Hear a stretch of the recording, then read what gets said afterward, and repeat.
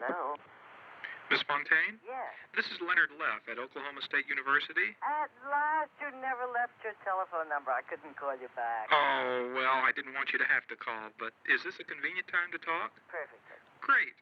Well, I'll move right ahead with the first question.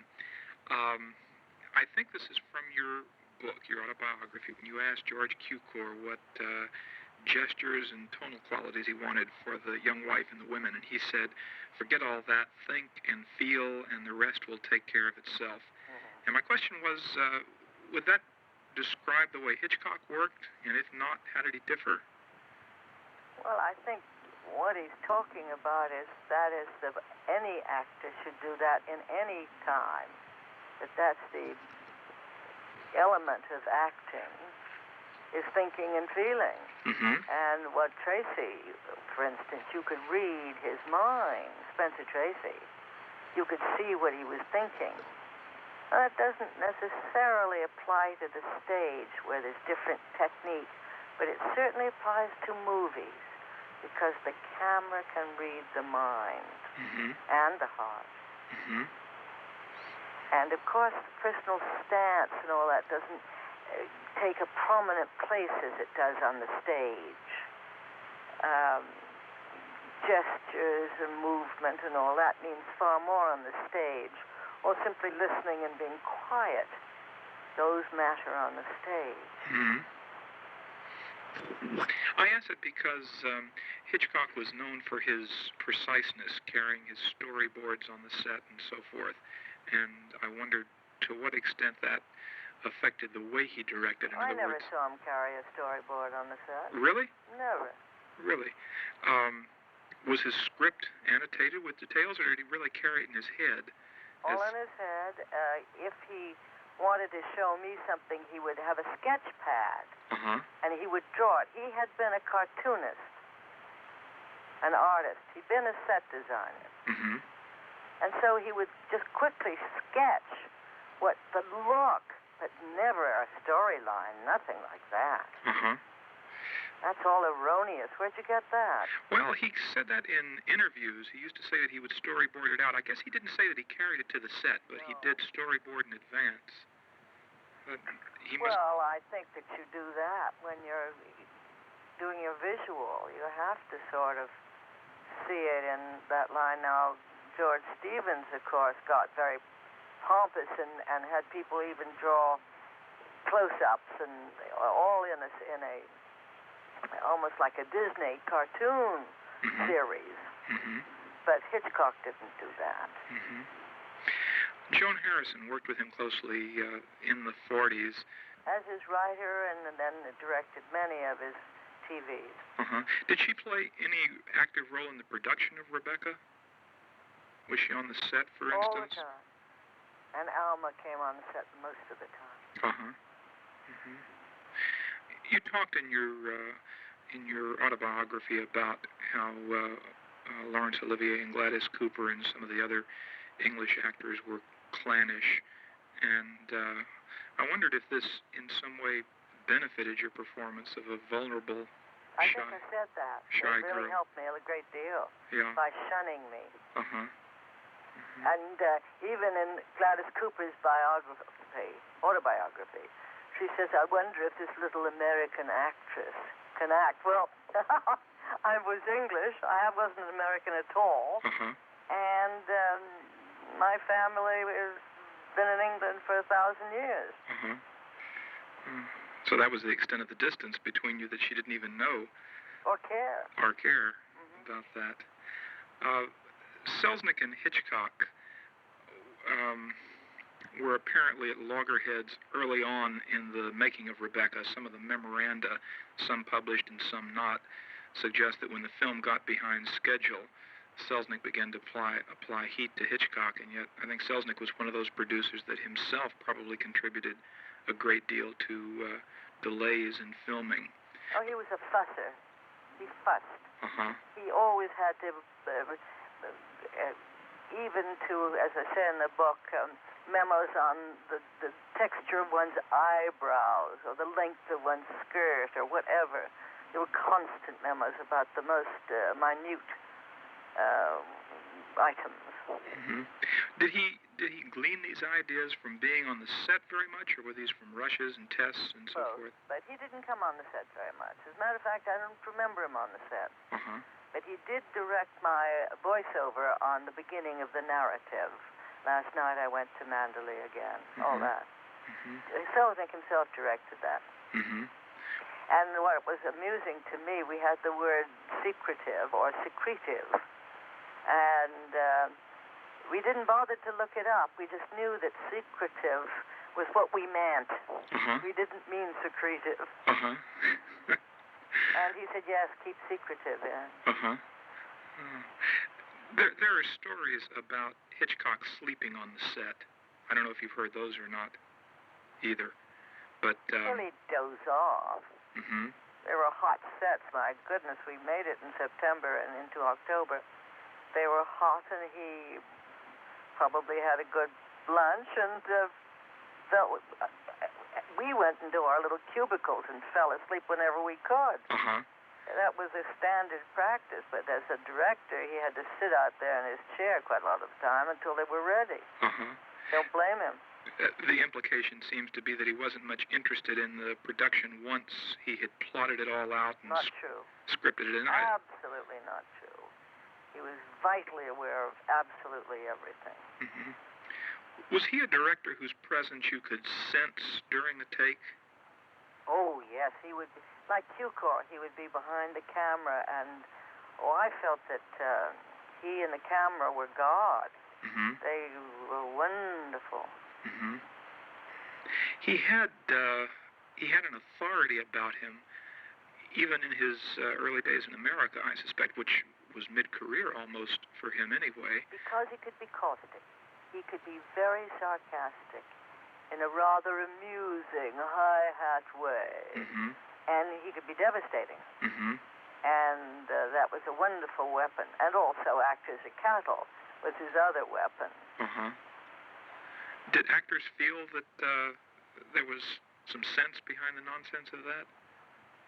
Well, he kept them in line.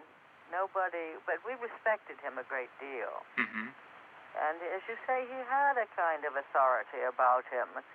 But he never, because I think, unlike some directors who say, well, let's try this or let's try that, he knew exactly what he wanted.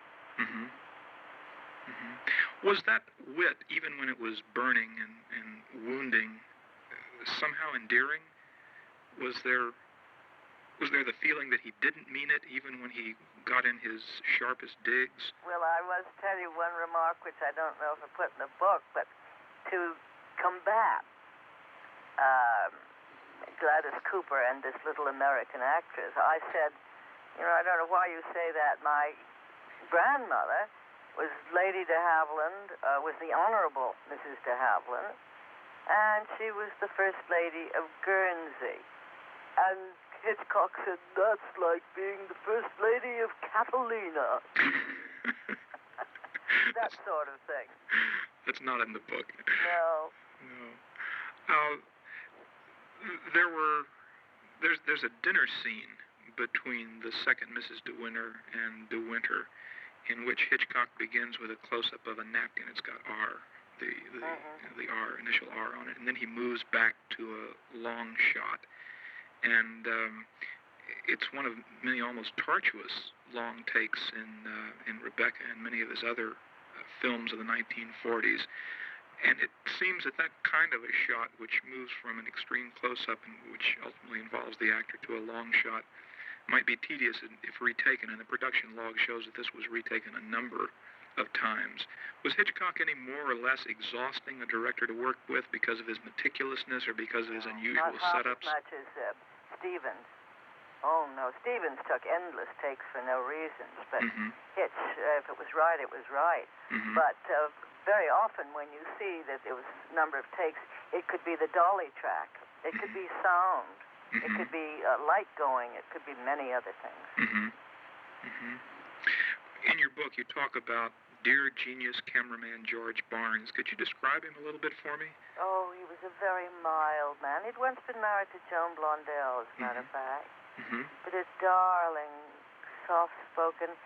I was very lucky. I felt a loving presence with George, as I did with Hitchcock. And they really made me feel that I had allies on that set. Mm-hmm. Mm-hmm. Was he as meticulous as Hitchcock? Were they of two minds, I like think he was minds? the best in the business at the time. Uh-huh. Mm-hmm. You know, Greg Tolan, there's a kind of mystique that has grown up about him because of his work with Orson Welles, but George Barnes was his mentor, and Barnes is almost a forgotten figure. Oh, a wonderful man. Yeah. What feelings did you get about Hitchcock's attitude towards Selznick on Rebecca and later? He never discussed it with me.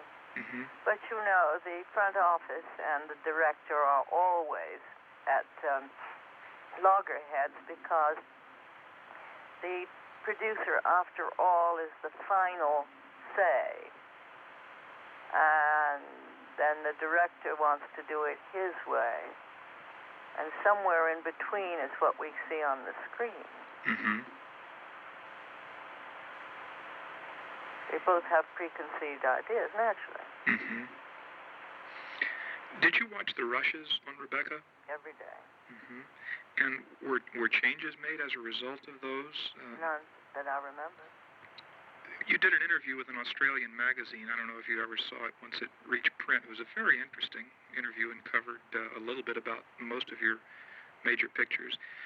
But you said that on both of your Hitchcock pictures, we all ended up hardly civil because of his divide and conquer tactics. Yet, I don't know if you are aware of it, but his daughter Pat gave many of his papers to the Academy, and I've reviewed them, and something that comes through in those papers that does not in either of the biographies is how consistently Hitchcock pursued you throughout the 40s. I think with the exception of one film that he made from Rebecca through Notorious, he asked you to be the lead, and I think it's interesting that in the first treatment for Shadow of a Doubt that Hitchcock himself wrote, he calls the young girl a Fontaine type, and he also wired you to play the lead. He wanted you in a foreign correspondent. I never got those wires. I was never presented with them. Well, now, what accounts for that, do you think? Selznick. I was under contract to Selznick, and Selznick probably wanted more money for me. He gave me such terrible things like, that's making me do Frenchman's Creek, which I loathe. Mm-hmm. But I never, ever knew that Hitchcock, until this moment, wanted me for anything else.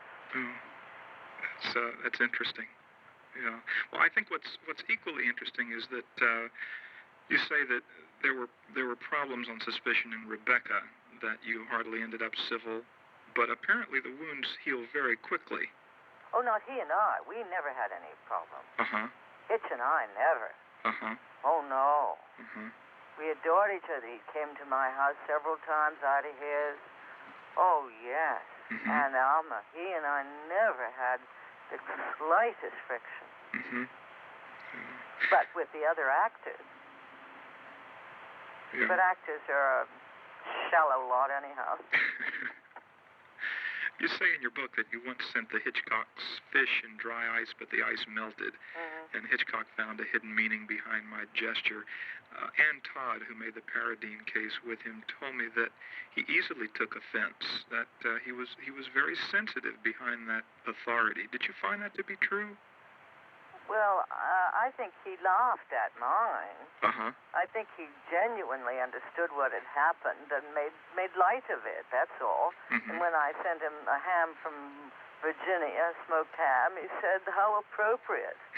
A ham sending a ham. No, it's just his wonderful humor. Uh-huh. And I am appalled at a book which comes out to make him out a sexual satyr. Uh-huh. I mean, what nonsense. I just cannot understand anybody saying it. What he did, and I think it's funny, that if somebody expected him to be, he'd play that up. Mm-hmm. You know, he would stare at people then. If say, my dear, I want your body in repayment for this part. Uh-huh. I want your part in payment for your body. He would do that. And if some stupid actress took it seriously, I think she's out of mind. Well, of course, that comes from the Spotto biography, and it's one thing that was reported to one biographer, and the whole biography is constructed on that. You mentioned his... Shocking, and I know Spotto, and I am absolutely shocked, and I went on NBC and said so. About Hitchcock and Alma, whom you mentioned earlier, some have said that he looked to her for both criticism and support, and that he depended strongly upon her judgment. Were you ever in a position to observe that? Oh, yes. She was on the set a great deal at the time, and they would confer. Remember, she'd been a cutter. And I'm not sure she didn't help cut this film. Anyway, she would know shot by shot, which I'm sure they discussed a great deal. But as far as bringing a story board onto the set, no. And was she on the set for Suspicion as well, as you recall? I don't think she was. Maybe she came to visit, but she wasn't a consultant as she was, and Joan Harrison both on Rebecca. It was a triumvirate. Would you describe Hitchcock as a strong man? Oh, yes. But a man who didn't want to be anything than what he was. No pretensions. No other aspirations. He was a devoted family man. And a man who liked his simple family life and his work. And I didn't see any desire to be a socialite or anything else, or international host. Nothing like that. Would you call Hollywood in the 1940s a small town? During the war, of course it was, because nobody could leave it. And everybody came there, but you knew everybody, and it was like a pebble on a pool, ring after ring after ring. And the inside ring was the one in which the Warners and the Goldwyns and the Selznick entertained the top stars. And the next ring, maybe the directors would be in the ring out there, the columnists, and the next ring maybe the people like that, cameramen. But it had its social structure, without a doubt. And everyone knew his or her position. Would you say that was true? Pretty much, yeah. And there were actors that weren't invited particularly. Now, bit players weren't invited unless they were within the English group. Teddy Gwynn, Edmund Gwynn, or Cedric Hardwicke would all be in the inner British group. And I'm sure that there were other French groups and so on that had their own corps. But as a Hollywood corps, it was usually the stars, the top producers. I've never heard this, but it strikes my imagination as possible that a producer might withhold an invitation as a disciplinary? No. No? No, we were forced to go. They wanted to show us off. We were forced to go to premieres and all that. Where were you on December 7th, 1941? Do you recall? The outbreak of the war. That was the day Pearl Harbor was bombed. You know, something that was interesting, too, is in your book you discussed the FBI search of your home, which I guess could not have occurred too long after that. The next day. Really?